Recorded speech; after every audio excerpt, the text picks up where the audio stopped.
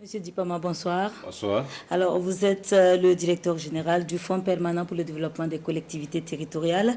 Alors, on l'a vu dans le reportage qui vient de passer, le fonds devient Agence nationale d'appui au développement des collectivités. Est-ce qu'on peut savoir un peu quelles sont les implications de ce changement? Merci. Vous savez que le Fonds permanent pour le développement des collectivités territoriales est opérationnel depuis 2008. Et de 2008 à 2020, il a pu mobiliser plus de 120 milliards de francs CFA et financer plus de 12 000 projets à travers l'ensemble des collectivités territoriales du Burkina Faso.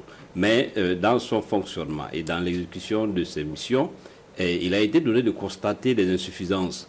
Et c'est ce qui a commandé en tout cas cette restructuration, qui est le fruit d'une réflexion profonde, qui a proposé en tout cas que, à partir de maintenant, il y ait une mutation de cet instrument d'accompagnement financier des collectivités territoriales en agence pour qu'il puisse porter plus de missions, notamment des missions d'appui technique en direction des collectivités territoriales, mais également qu'il puisse consentir des prêts et des garanties aux emprunts des collectivités territoriales. Voilà donc les innovations majeures qui résultent en tout cas de cette restructuration du Fonds permanent pour le développement des collectivités territoriales qui devient l'Agence nationale d'appui au développement des collectivités territoriales. Justement, des prêts, un appui technique.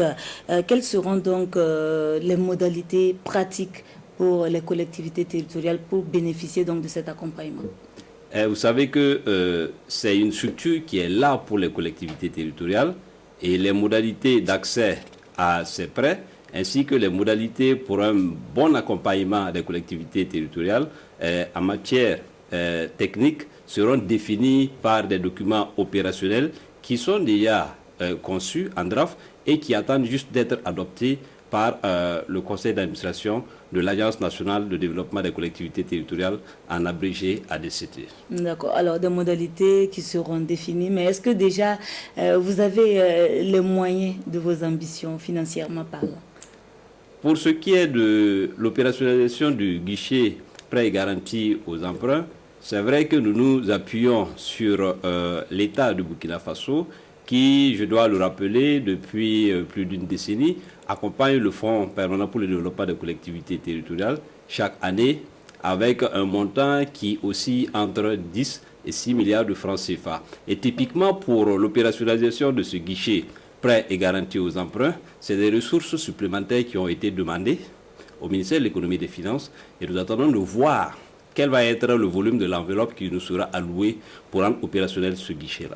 Est-ce que déjà au niveau des collectivités territoriales, elles peuvent, elles également, revoir à la hausse leurs ambitions?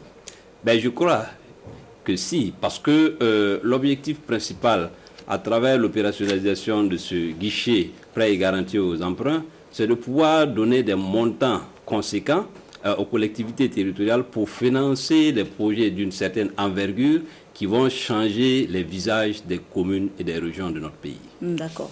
Alors, Monsieur Dipama, merci d'être venu sur ce plateau. Merci. Je rappelle que vous êtes directeur général du Fonds permanent pour le développement des collectivités territoriales, maintenant Agence nationale d'appui au développement des collectivités.